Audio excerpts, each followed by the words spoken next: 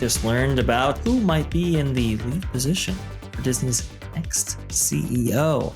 I've been seeing this a lot on our various live streams. People have a lot of comments, a lot of things to say about this particular story coming out of the Hollywood Reporter.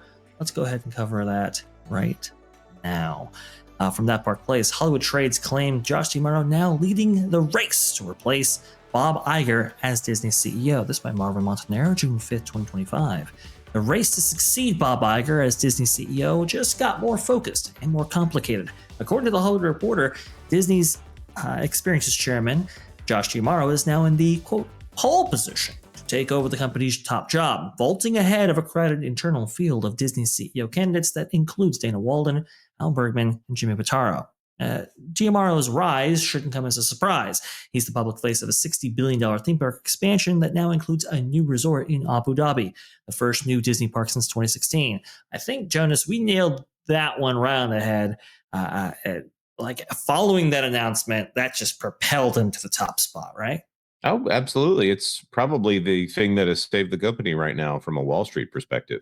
Yes. Yeah, absolutely. And I mean, that quarter, I think we all anticipated it to be maybe a lower than perhaps the optimists out there. But, they succeeded in raising the stock price and getting people to overlook, the foibles associated with that earnings because, hey, Abu Dhabi!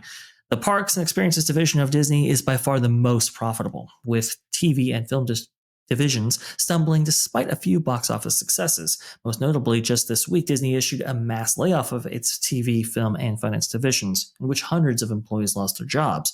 D'Amaro is also overseeing Disney's entry into big-budget gaming through a $1.5 billion deal with Epic Games, a move Iger reportedly sees as a legacy-defining project. And in recent weeks, he's stepped into several of Iger's traditional roles, including representing the company at the Moffett-Nathanson Investor Conference. While D'Amaro checks plenty of boxes operationally, there's a familiar concern emerging from inside the industry. Can the theme park guy win over Hollywood? That, again, was the big knock against Bob Chapek, and some Hollywood insiders held that against him to the point in which he was ousted. We saw the Scarlett Johansson fiasco, right, in which she claimed that there were royalties attached to her theatrical debut of Black Widow, and the company put it out on streaming as well and kind of undercut the box office in that regard. And she felt, she was getting a raw deal. The expectation was that Bob Iger might handle that because he's a head of creative, and others assumed that Chapek would take that on. Neither of them took on that controversy, even after CAA reached out and everything else. And that's how we got to that lawsuit right there. I don't know. I mean, how do you guys feel about Josh D'Amaro kind of taking on a larger company role as Disney's next CEO, given that he doesn't have experience in the Hollywood division? I don't think it matters. Yeah. What's funny right here is, first of all, they don't have much success in the Hollywood department. They have a TV studio that does pretty well, and this is what the problem with Disney is Bob Iger has created a company that believes that he is critical in that top role. No one cares that Brian Robbins at the head of Comcast is not a TV and film executive.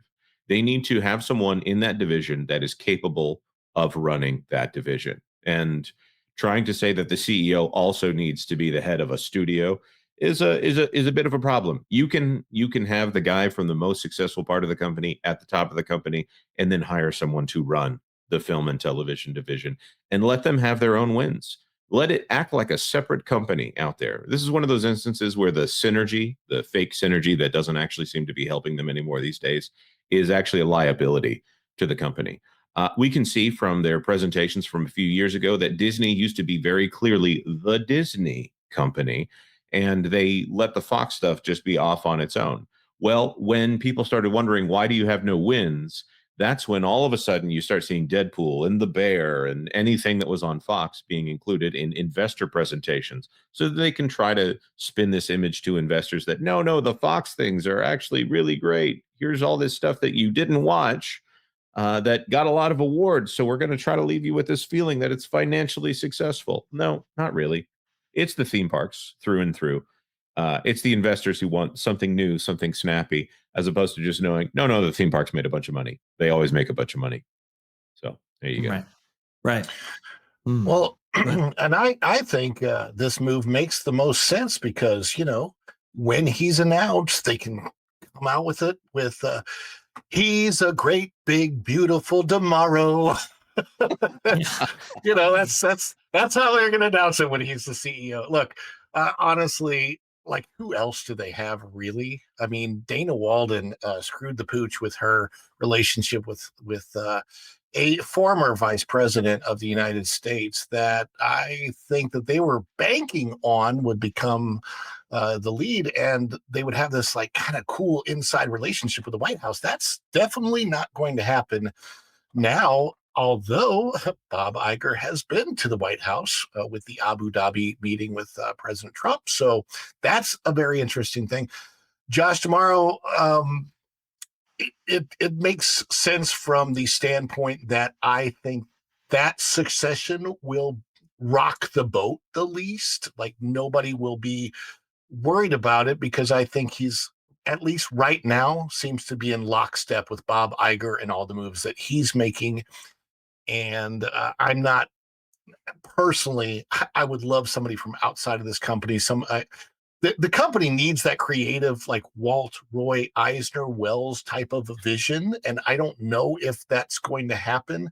Maybe Josh tomorrow becomes the CEO and then he goes, you know what? I need a better finance guy to run this. And his creative brain gets creative again. I don't like we just talked about Muppets being destroyed, Rivers America going away, the changes that are being made to the parks, at least at Walt Disney World. I can't really speak for the ones at DCA or around the world, but I don't have great faith in him as being the best that could do the job. But as far as whom we have to pick from within the company, I don't see much of any other choice, honestly. Now, and I can personally say this: I've met Josh. He's on a personal level, very nice guy. Nothing wrong with him. Easy to get along with, and I think that he's better than Bob Chapek in the sense that in front of an audience, he looks better, he does better, he comes across well, and I think that he is going to be better at dealing with those Hollywood people than Chapek ever was because he seems to be like kind of didn't he just go to Netflix, right? Didn't he go to like some Netflix Yes. meeting? You went to the Netflix conference Yep. where they're trying to get people to buy ads from Netflix. So I mean he's developing those relationships now. It seems like he's kind of making his moves. Yeah, the actually the Hollywood Reporter article says this about all this. DiMauro has publicly tried to highlight the personal relationships that he has with creatives to try to preempt criticism that he's just the parks guy. By contrast, Walden, the longtime television executive who has been rumored to be a potential frontrunner since Iger returned, is a popular, well-known figure within Hollywood's talent community. As Disney's first female CEO, her appointment would also carry much symbolic weight, I'm sure.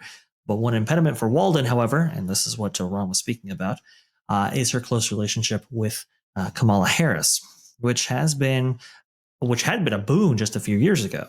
Given the vindictiveness of the Trump administration, it's hard not to see that relationship as a potential liability, unfair as that might be. That's a direct quote right there from the Hollywood Reporter, making the same conclusions that we have been making here in That Park Place and the WW Pro network of channels for quite some time. Nolan, do you think Josh DiMauro is the guy, or do you see a two-headed role in Disney's future? I legit think he's going to be the next CEO, but I'm sure there's going to be some sort of twist that Bob will find a way to spin for the sake of his legacy. Because whenever he heads into the next venture, whatever that's going to be, once he finally steps away from the CEO position, he's going to want to put something in a follow-up book that's like, I was the first to put a woman in this place. I was the first to put an African American in this place, whatever have you. So I'm sure there might be some sort of twist on the horizon that we just don't know about just yet. Overall, though, Tomorrow is going to be perfect because he seems to me as a yes man, which means he might be this guy that Iger always wanted Chapek to be, in the sense that if Iger's off doing other things, I don't know, schmoozing some people to get into certain positions, wherever that could be, he can have Tomorrow running things and focusing on Disney, but not also making radical changes that could change influence from certain powerful figures, so to speak. I think that Demaro will, at the end of the day, follow whatever Iger is going to give influence to him on. And he's already shown that he doesn't have as much of a park interest as some of these other passionate creatives are. We know his ventures into, the housing market that Disney wants to do going forward. And I just don't see that fire within him that's going to change stuff. Whether or not he'll be better than Bob in the long run, only time will tell. But I think you're going to be getting a lot of more of the same when he comes around. Erika, your thoughts? I just see a different version of Iger with anyone they have lined up within the company, whether it's a female version of him or just another version. I would like to see the company have, like what Jonas was saying and Ron, where you have that like Walt Roy and Wells Eisner type of leadership. I would love to see that, have one take care of one part of the company and the other one on the other side. But it's just, it's common sense to us, just isn't common sense to them in terms of running the parks and the entertainment division. And it's sad because on both sides, they lose the creative, it's, that's the collateral damage. And then we pay for it as the viewers and the park goers because everything they put out just sucks, and and that's on both ends. We have just as much negative things to say on the entertainment side as we do the parks, and and it's exhausting when you've had a company you've grown up with your whole life. That's your entire childhood, as well as your playground, and they just I don't understand their mentality. How hard is it to go back into history, recent history at that? And when the company was at its peak, and I mean, if we can do it here on a panel like this and we don't have half the freaking, I don't know, whatever experience and education these people have, why can't they pull their head out of the rear ends, and just make common sense decisions. I mean, to me, it just doesn't seem like it just seems so easy. And I understand running a company like this isn't easy. Yeah. But what we're seeing and we're being so critical of, their fans have better ideas than, what's coming up from the top. Yeah, I do agree. I think the choices that you can make in the top spot are kind of obvious to all of us. Perhaps there's other data and other things that point to something else, but if you're more in tune with the culture and more in tune with the audience, I think you can make better decisions. Go ahead, Ron. Well, I was just going to say there is still a fan base out there who is ardently Disney no matter what they do. They're like they worship at the altar of Disney, and you can see it on X. You could probably see it on Blue Sky and Threads. I'm not on those, but you have those people that are just always going to argue in favor of Disney.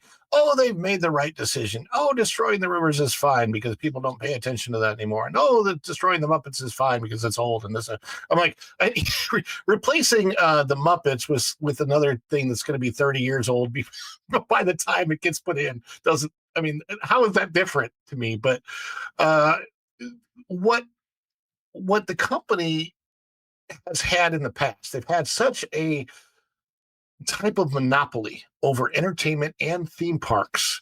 And I think that with Epic Universe opening, it kind of breaks that monopoly in the sense that people are finally starting to realize there's a lot more out there.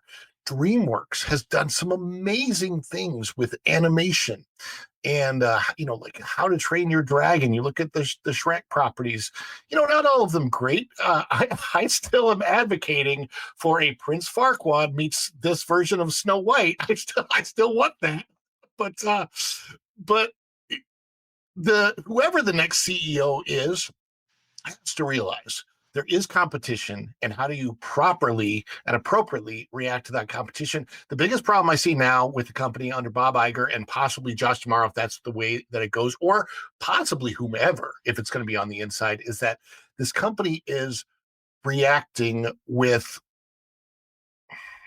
kind of a mirror image of what the competition is doing rather than being Disney, like going back to the well of everything that made Disney made Disney special. The Rivers of America and Frontierland is kind of the perfect example. Walt didn't go, hey, let's reserve every section of the park for intellectual property. There was some in the beginning. There's Dumbo and there's the Alice in Wonderland teacups. Fantasyland. Right. But when it came to preserving the history of America, he wanted to give people something different, something that you could go in, you could enjoy your time there, and also maybe educate your kids a little bit, maybe talk to them about why the Adventures of Huckleberry Finn was such an important book, what the frontier was really like for Americans. Have those conversations with their kids coming out of the park, maybe give them a little bit of a sense of education. I don't see anybody getting that when they go to Piston Peak. And that's that. I want to see leadership that realizes that's the special, whatever it was that was so special about Walt. It's not like let's do exactly what Walt would do, but let's have that feeling of the legacy of Walt Disney, and that is what makes the Magic Kingdom magic.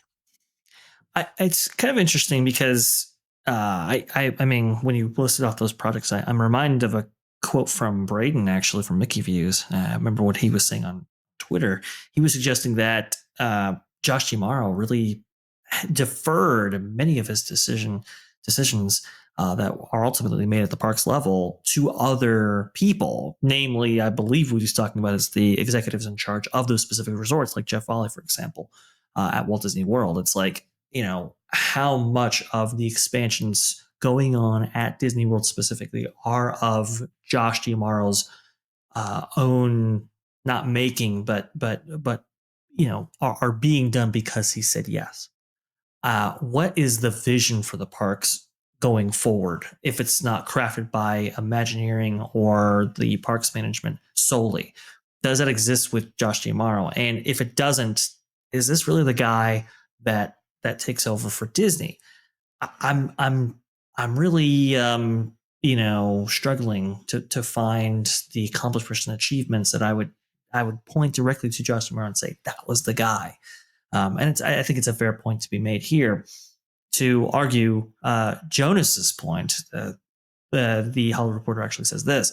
This is a problem at Disney. How can you expect someone from the theme parks to understand the process of making television and film? And how can you expect someone from television and film to understand how to work with the Chinese government? Says Stephen Galloway, Dean of Chapman University's Dodge College of Film and Media Arts.